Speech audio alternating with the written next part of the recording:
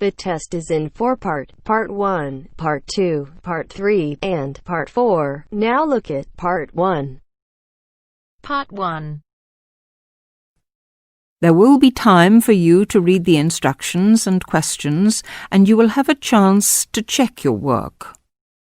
All the recordings will be played once only, and you will hear a conversation between two people talking about insecticide. First, you have some time to look at questions 1 to 5.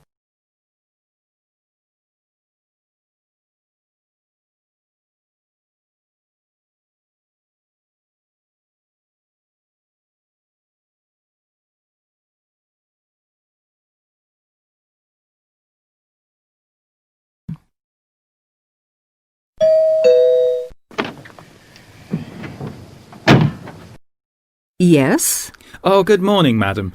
I'm from Pestaway Market Research. I'm doing consumer research in this area.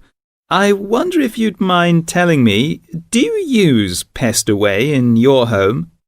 Pestaway? Oh, the insecticide thing. Well, yes, as a matter of fact, I do. What do you use it for, madam? Fleas, ants, cockroaches, woodworm? Oh, cockroaches. This is an old house, you see, and we often get cockroaches in the kitchen. I tried scrubbing and disinfecting, but it didn't seem to do much good. And then I heard a commercial about Pestaway, so I thought I'd try that. Was that on TV? No, it was radio, one of those early morning shows. You heard it advertised on the radio? Fine. And you say you use it in the kitchen. Do you use it anywhere else in the house? In the bathroom, say? Oh, no. We've never had any trouble anywhere else. We get the odd wasp in the summer sometimes, but I don't bother about them. It's the cockroaches I don't like. Nasty, creepy, crawly things. And you find Pestaway does the trick? Well, yes, it's quite good. It gets rid of most of them. How long have you been using it, madam? Oh, let's see. About 2 years now, I think. About 2 years. And how often do you find you have to spray? Oh, I give the kitchen a good spray round the skirtings and under the stove, you know, about every 6 weeks. Every 6 weeks or so, I see. Before you hear the rest of the conversation, you have some time to look at questions 6 to 10.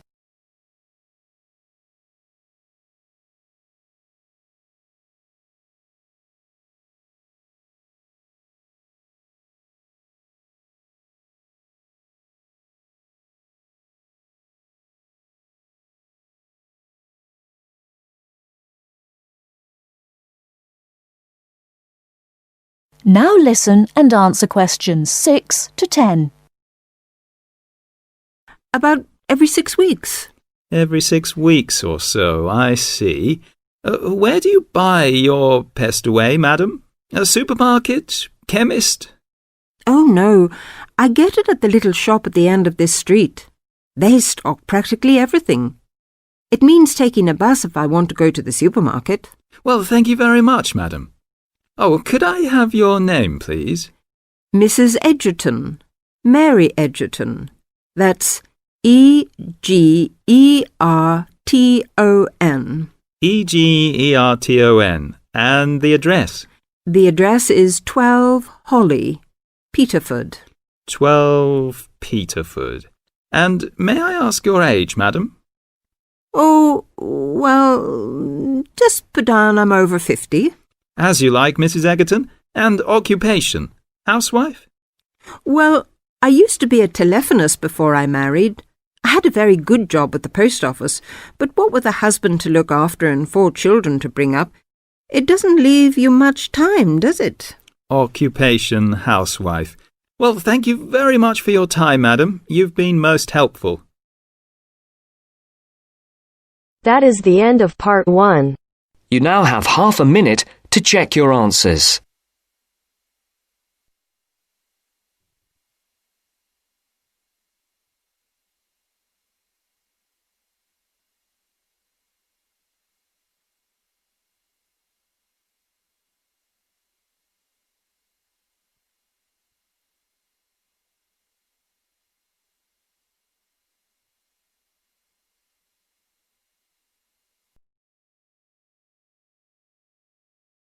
Now turns to Part 2.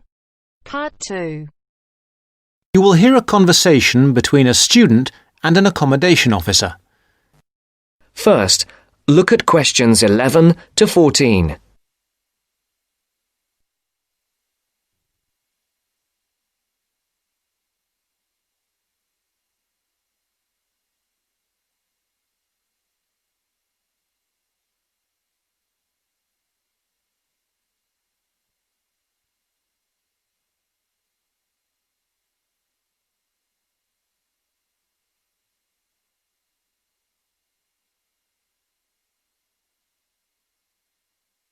Listen carefully.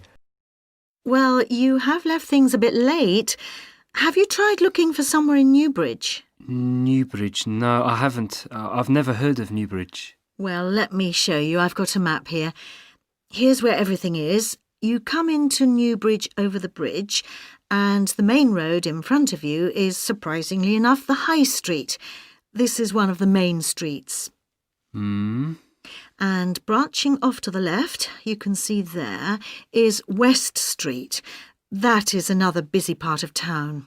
I see. Now, as I was saying, here is the High Street, and here is West Street going left. Now, if you go along West Street, the first place you come to on your right is the supermarket. It's not a very big one, but it's got most things you're likely to need. Next to it, there's the Old Town Hall. I say the Old Town Hall because it is about 100 years old, but it will soon make way for a car park, I'm afraid. I suppose the car is king. Now, opposite the supermarket is the railway station. You can get very frequent buses and trains from here into the university. And next to that is the sports centre. It's a brand new one and was built on the site of some tennis courts. So that's progress. It's got everything the keen sportsman like yourself might require.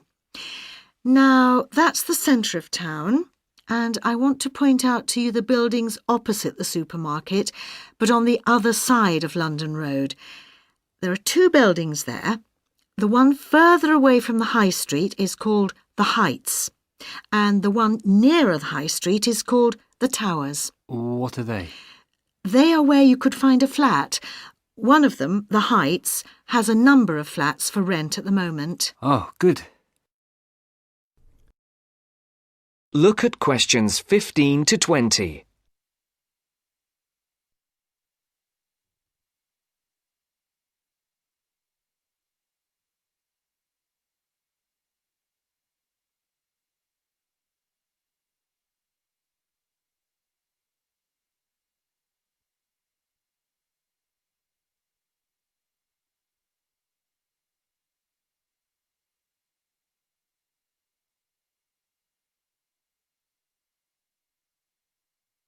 You will now listen to the second part of the talk. Now, the first one is flat 4. That's a nice flat with a balcony, and you need to apply to the Newbridge Accommodation Agency to ask about that one. You'll find their number in the phone book. Number 6 is another nice one which has been empty for a while, and you can ring the owner directly, I think. Yes, I've got her number written here. There it is. Right, thank you. Good. Now, number 8 is a re-advertisement. What do you mean? Well, it did have a tenant, but now it is for rent again, so I'd like to ask about that one. Leave it with me and I'll look into it for you. Then we can talk about it when I've got more information. OK. Are there others in this block? Yes, there's number 10. Now, this one's a bit strange. It's advertised with an agency as well as privately in the local paper. Normally, if it's advertised through an agency, you shouldn't really go behind the agency and go directly to the owner. But on this occasion, I suggest you just answer the advert here in the newspaper, which the owner has obviously put in. OK. Finally, there is number 14. This is with the New Start agency. This is an agency started by the girl who was my assistant here, and she left to make money for herself, so she's not my favourite person. But I'm afraid I would have to advise you to go through the agency anyway. Again, their number is in the phone book. All right, is that something for you to be starting with? That's great. But what kind of place is Newbridge? It's a nice place. It was developed about 100 years ago, really for people who worked in the factories around there. They were clothing factories and everyone worked in them, men, women, boys and girls. Then, when the factories closed down, things got very difficult for the town. There was a huge amount of unemployment until a few years ago when, in the telecoms boom, a company making mobile phones started up. I think your phone was made in Newbridge. And now this company employs most of the people in the town. There are new housing estates on the edge of the town, but they're mostly occupied by young families, and there isn't much student accommodation there. Most flats and so on are in the centre. That sounds good. Well, let me know how you get on. Yes, of course. Thank you. Bye. Bye. That is the end of part 2. You now have half a minute to check your answers.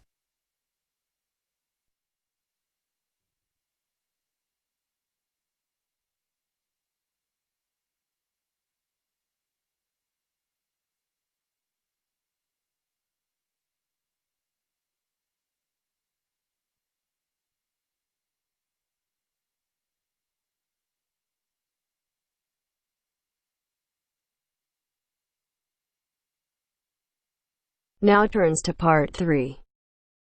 Part 3. You will hear the overseas student officer talking to some new students about the arrangements for an excursion to Ironbridge. First, you have some time to look at questions 21 to 25.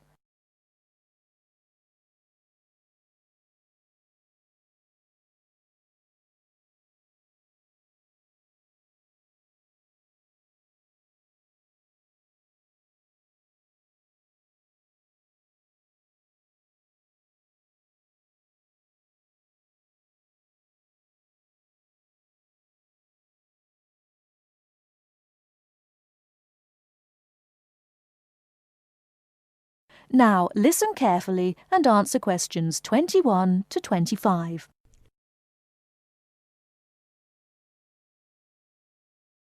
Hello everyone, my name is Pamela Sutcliffe and most of you already know that I'm the Overseas Student Officer here at Salopian Technical College. Next Tuesday, the 28th of September, we have arranged an excursion for all new students to the important historical town of Ironbridge.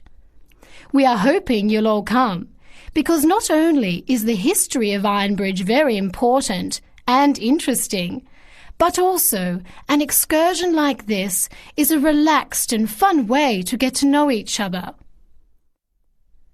Ironbridge is about 55 kilometres from here, and we'll be travelling by the college bus, which holds 40 people. If there are more than that, we'll bring a couple of staff cars as well, though I might ask you to indicate on the list if you have a car and would be willing to take a couple of passengers. The list I'm referring to is up there on the student notice board, and if you would like to come on Tuesday, would you please add your name as soon as possible? By the way, could you please print your name clearly? I know some people have wonderful signatures, but often I'm afraid I can't read them, which can cause problems.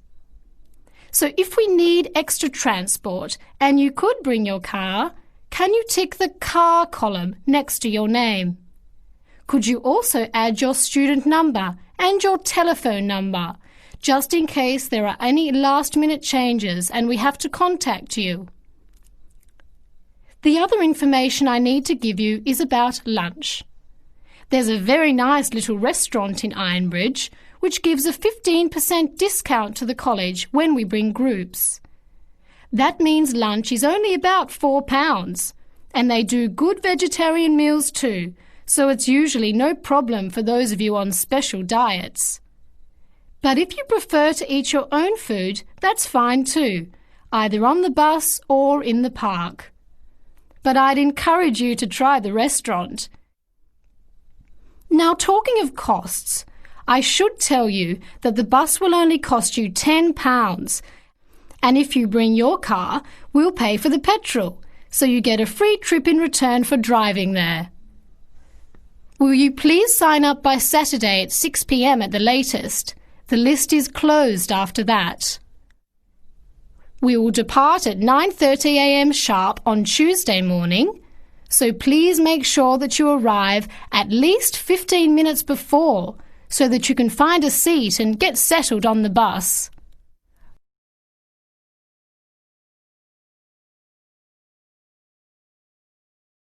Before you hear the rest of the talk, you have some time to look at questions 26 to 30.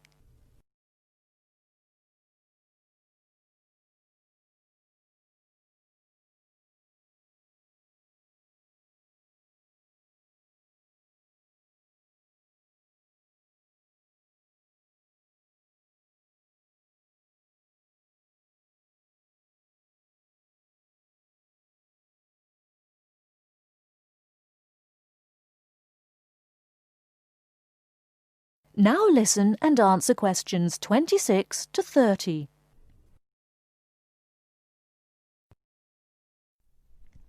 The college bus garage is behind the engineering workshop. It's quite easy to find. If you come here to the Student Union building, then walk east down the avenue until you get to the childcare centre on your left, and then turn left and walk past the sports centre and the tennis courts, which are both on your left. Cross over Central Square, and opposite you is the engineering workshop. Walk around the back and you'll see the bus.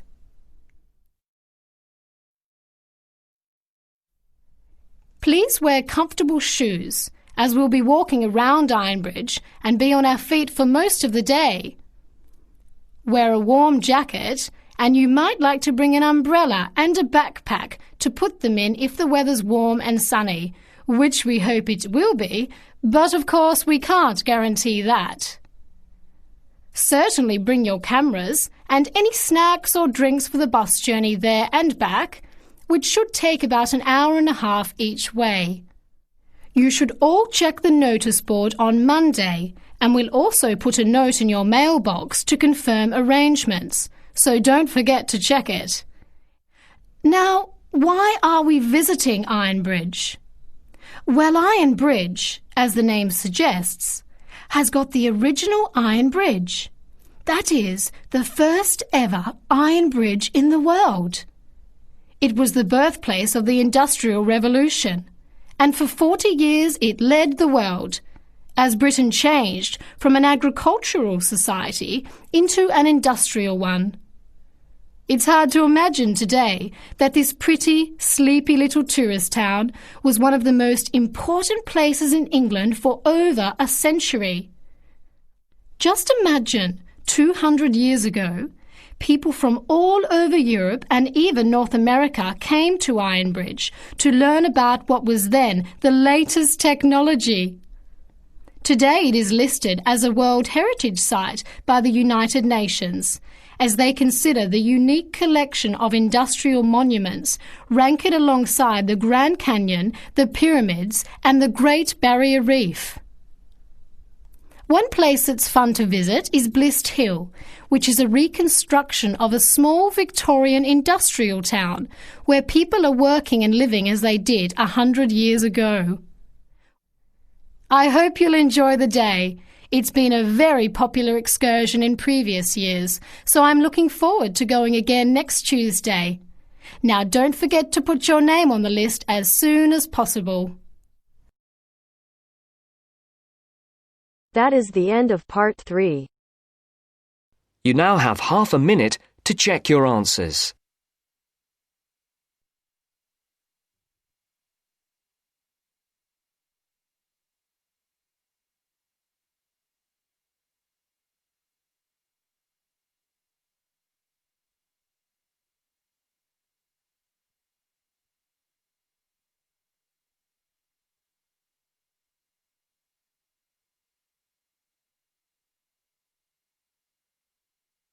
Now turns to part 4. Part 4. First, you have some time to look at questions 31 to 40.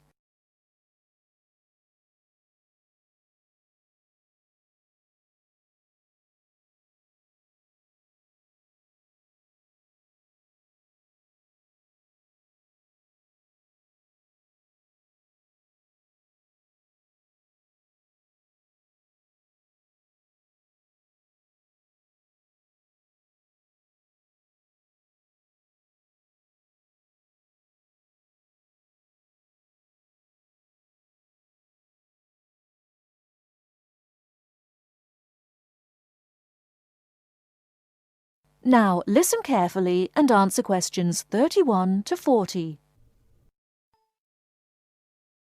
Good afternoon, everybody. My name is Sally Miller, and I'm here to offer you some advice on legal matters whilst you are studying at this university.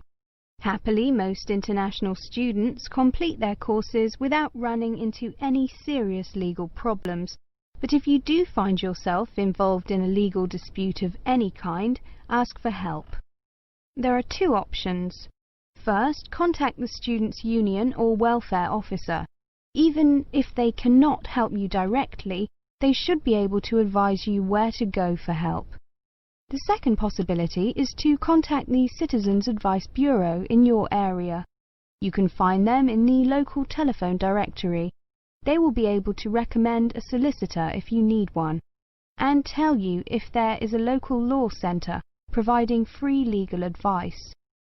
They will also be able to tell you whether you can claim legal aid to help pay for any court and legal fees. Let me give you some basic information about the police. The police have the power to stop and search anyone who appears to be behaving in a suspicious manner. If you are arrested for any reason, even if you know it to be a wrong reason, remember a few very important things. 1. Don't be aggressive. 2. Do not try to bribe the police officer. 3. If you are arrested by plainclothes police officers, ask to see some form of identification. 4. Give your true name and address if the officer asks you to. Lying to the police is a criminal offence. 5. Do not sign any statement until you have received advice from a solicitor. There is always a solicitor on duty at every police station. 6. You will be entitled to make one telephone call. If you use this call to telephone a friend, urge your friend to contact someone from your university or from the Students' Union and get advice about what you should do next. If you find yourself in trouble with the police, it is very important to get professional advice. Contact any of the following: your university welfare officer, the Students' Union at your university, your local Citizens Advice Bureau, a local law centre. If you are found guilty of an offence, it could seriously damage your position as an international student, so be sure to ask for help as early in the process as possible. Remember, obey the local laws. The laws here may not be quite the same as in your own country. Here are a few examples of actions that are illegal here. It is against the law to possess offensive weapons. For example, knives, guns, chemical sprays used for personal defense.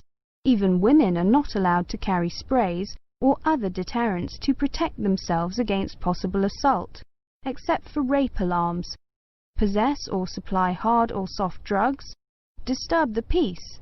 This is called disorderly conduct. This means that you can be arrested for being too noisy or rowdy. A few words about drinking. In this country, it is perfectly acceptable for adults to drink alcohol in moderate amounts. For many people, drinking is an established part of their social life. Going out for a drink is how they relax or spend time with friends. If you go to a party or visit people at home in the evening, your host will probably offer you a drink. Often a lot of university social life can revolve around drinking, especially for undergraduates. Do not be surprised if people arrange to meet in a bar, or if events are held in a pub. But you are not obliged to drink alcohol if you do not want to. even if you are in a pub or at a party where everyone else is drinking.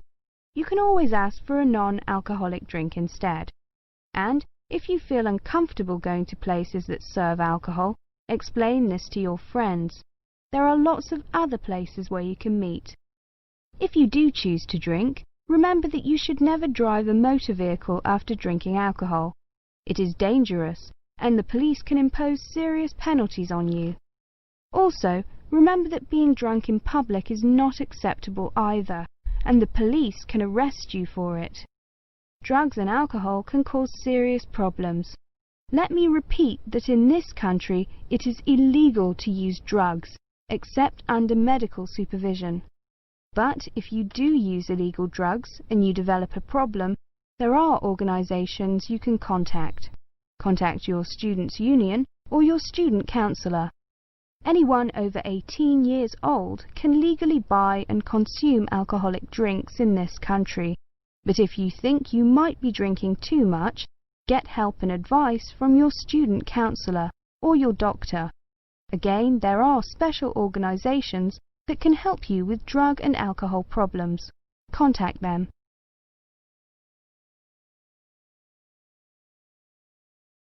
That is the end of part 4. You now have half a minute to check your answers.